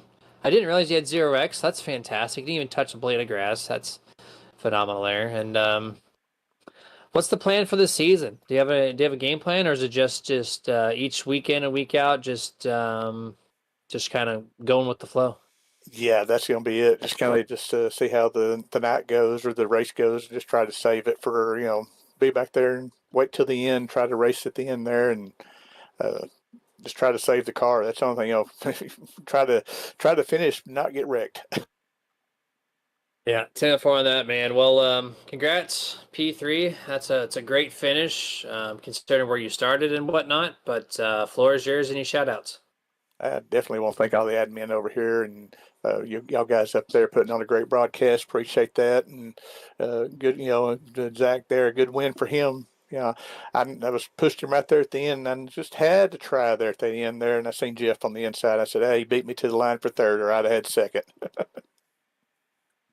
Yeah, 10-4 on that. You're kind of stuck there on that FSR sandwich there. So you tried what you could, man. But nice job regardless. P3 tonight. Have a good rest of your night. All right. Thank you, guys. Yes, sir. That was Len McNeese, and the driver, the number 84, as we're going to now bring in second place Jeff Crosby Jr. after that very chaotic finale to this race. Jeff Crosby Jr., P2, started to. Congrats, man. Thanks, man. Definitely a crazy final lap there, that's for sure. Yeah, very crazy. Wednesdays usually don't have many cautions, and tonight was a different story. What do you think was the difference out there with the just the overall flow of the race? Honestly, I wasn't really quite sure what was going on back in the pack there. And I guess in the front too. I guess people were just getting loose, and some of the restarts was kind of awkward with the new restart rule that we have there. I've seen a lot of just people shoving and getting loose and then just getting out of line, and then obviously chain reaction. And you know how these cars are. I mean, these cars are they're fun, but they can be a pain. Yeah, the little soft bumpers and whatnot. So we kind of saw multiple instances of it, and can be a handful at times. Absolutely. You and Zach had great teamwork on those late restarts. The way you guys were able to execute did great. Adam Killiday spoiled the last one that you and the 12 had. Was that something you guys talked about, or is this something you've had in the playbook for a while? No, we honestly did not know Adam was going to do that. We were kind of shocked once Zach got that jump there, and Adam just took advantage and got behind me and left Zach out to dry. I'm sure later on down the road, whenever we get linked up like that again on the restart side by side, we'll probably have to adjust and definitely not let that happen again, because obviously that kind of screwed his race up there. But hopefully he got a good finish. I don't even know where he finished, but 18. ooh, okay. Well, He was in that's that last wreck. that. Oh, okay. That's gonna happen. It's just one of those things. It was one of those bang bang things that Adam he decided to make a move just to try to create some havoc, and I mean that's what you kind of have to do. Last question too. That caution that never flew in the last lap there. You guys weren't even in the trial yet when the wreck was happening. How certain were you going to see that yellow flag fly? Yeah, I thought it was gonna fly. Um, I saw everybody, the whole field wrecking behind me, and I was like, I kind of checked up a little bit too, just because I was like, oh yeah, here we go, another green white checkered, but never did, and put my foot on it, and yeah, I wasn't really sure. I think it was just Workman, me, Lynn, and Jerry there, the top four, and I was trying to get Jerry to get to my back bumper, but I think he was just too far away, and um, thankfully I was able to kind of make a move on Lynn there at the last part of it. Good for Lynn though. I mean, podium finish, it's freaking awesome for him. Yeah, absolutely, man. Well, congrats on P2. You qualified well, you raced well, you finished well. So just stellar performance from the 33. Any shout outs? Yeah, definitely want to give a shout out to you guys and Nerd too, Dustin and Jeremy. You guys are freaking awesome. Appreciate you guys. Always go back and watch the races afterwards the next day just to see the highlights and everything. Want to give a shout out to everybody in the channel tonight. You know, had fun working together. Definitely want to give a shout out to my wife for letting me continue to do this. Fun hobby, like I always say. But hopefully we can continue this stretch and hopefully get a checker flag so I could talk to you guys as a winner. I'm sure we'll see you at some point in time in P1, man. Just got to keep trucking and we'll get there. Have a good rest of the night, sir. Hey guys, appreciate it. Yes, sir. Before we go to the race winner, Anthony English, remember, he's been out for under medical conditions. He is back in his computer chair. He is in Discord as well, so just great to see that. Have Anthony back in and kind of mingling with the boys once more as he's on a recovery path for a little bit, I do believe. So, with that being said, Zachary Wickman, he's waiting for us as we load up Victory Lane here at Mr. 19. Zachary Workman, congratulations, man, on a wild race. Gotcha. Yeah, thank you guys. The back half of the race especially, you up there all night long. I mean, even the first half too, but that back half, the 33, the 12, Team FSR just putting on a clinic up there overall. How was your team able to hang tight so much up at the front? Yeah, it was the most part just finding which lane was moving up top and down at the bottom side. Just keeping enough air on these cars because once you get them hot, it's just kind of hard to keep cool. So you got to do a lot of like kind of switching lanes and recycling temps, especially on this car. It's not a whole lot of like kind of movement going on with it. Like sometimes the third lane can kind of get going, but it's kind of few and far between. So it's a really heavy emphasis on this kind of track position with this car, trying to keep up front and stay as up front as much as you can, manage the lanes, and kind of go from there. Speak on the third lane. I saw the third lane kind of try a couple times to get going. It just never could. It's just something with these cars and aerodynamics this year that are like prohibiting that third lane from like truly being a threat past like 2 or 3 laps of effort. The track has to be like burning hot. Like it's got to be up in the 90s, 100-degree mark to have any sort of movement in the third lane. Just when we're rolling here at 72 at night, it's a whole lot of grip and everything going on, and not high humidity. It's going to be pretty hard for that top line to ever get going. So yeah, it was just kind of bottom and middle type of race, and yeah, just try to stay up front as much as I could. I'm not going to race many of these. I'm not going to make the playoffs off of this. Max probably the 6 or 7. So I'm just like, hey, I'll stay up front. You know, I don't try to push Zach and Jeff to stage points. And honestly, would have rather have Jeff in victory lane so he could have been locked in, because I know he's taking some vacations this year and might be close on points. So I'd rather have 33 at first and me in second, but it just turned out the way it did. So Yeah, man. Well, great performance tonight. You and your team just doing work out there tonight for race number 2 of the OP ButtKicker Grand National Series. And any shout outs you want to give out before we let you go here this evening? I want to shout out my team, just FSR boys, for letting me hang on them on Wednesdays. My girlfriend for letting me do this just on the time occasion. I know it's a lot of time away from the fam and everything like that, so I appreciate her for letting me do this. You guys for broadcasting, be watching us go in circles all the time. So I'm glad we made it exciting for you.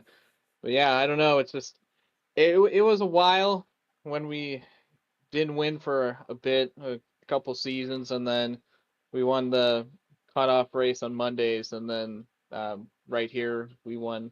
So the last 2 out of 3 on this car we won, and we went I think 60 or 70 races without winning. So I don't know. I guess a little bit of hot streak. I might just have to run these cars. That might be the magic sauce to it. Magic sauce on the Wednesdays. He's going to be running on all the Xfinity series. You heard it first.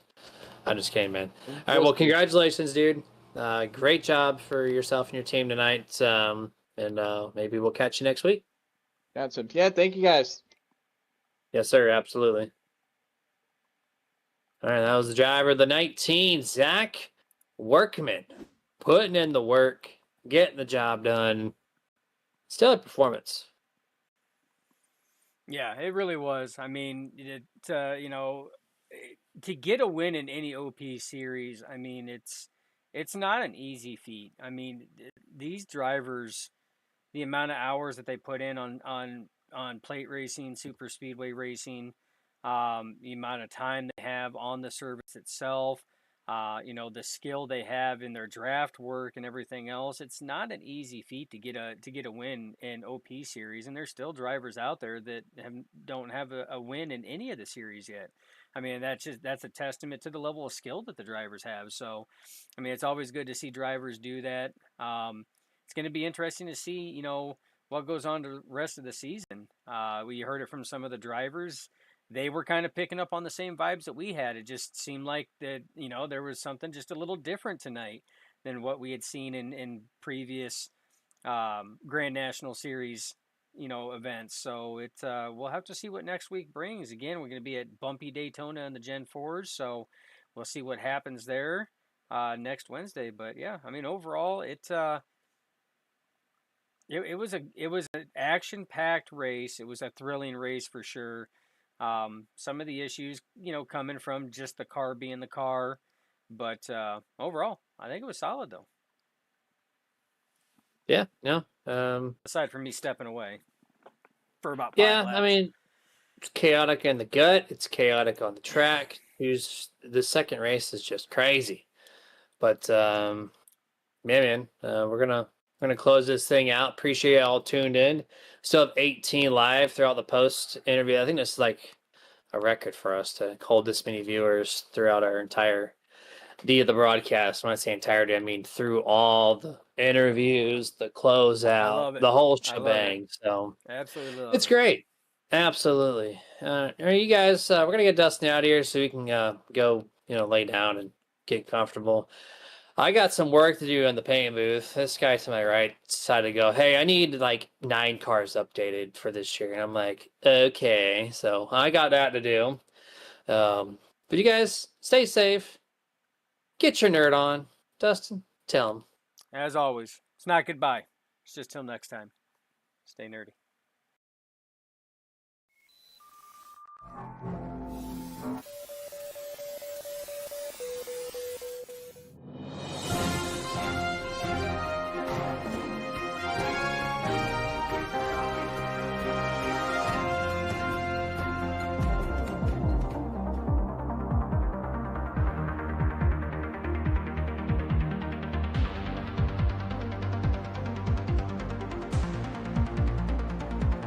Back when nothing truly mattered.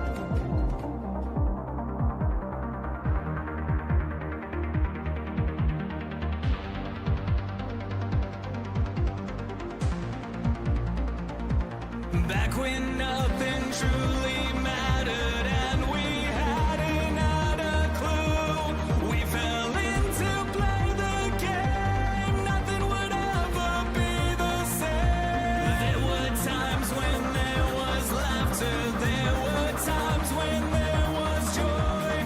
But they took it all away for the pleasure in our pain. Welcome to our whole world. Shine a light on everything. Please don't be scared for what we made. Welcome to our whole world. All the lion tried to hide away from the scars we made. This is your chance to understand we did not design this plan that was built for you. There's nothing you can do. This is my warning, this is your sign that you can't go running high. We will fight for you. You know it to be true.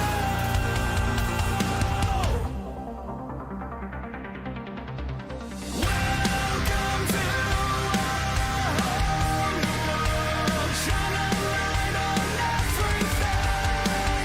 Please don't be scared for what we made. Welcome to our whole world. All the lions tried to hide away from the scars we made.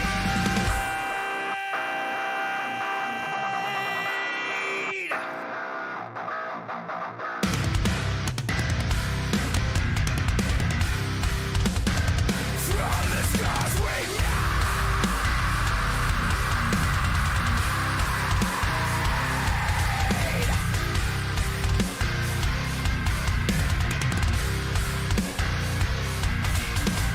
Welcome to our whole new world. Shine a light on everything. Please don't be scared for what we made. Welcome to our whole new world. Shine a light on everything.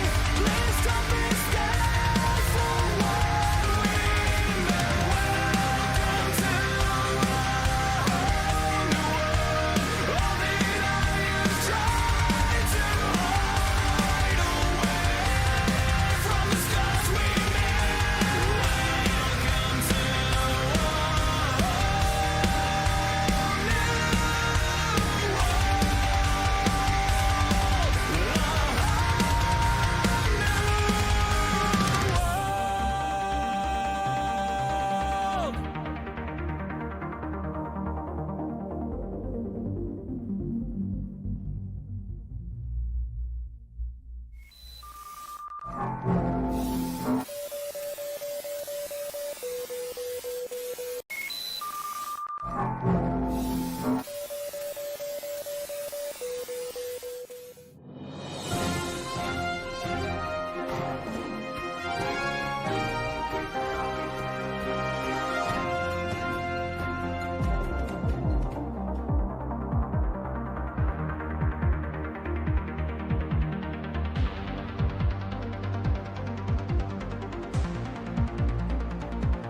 Back when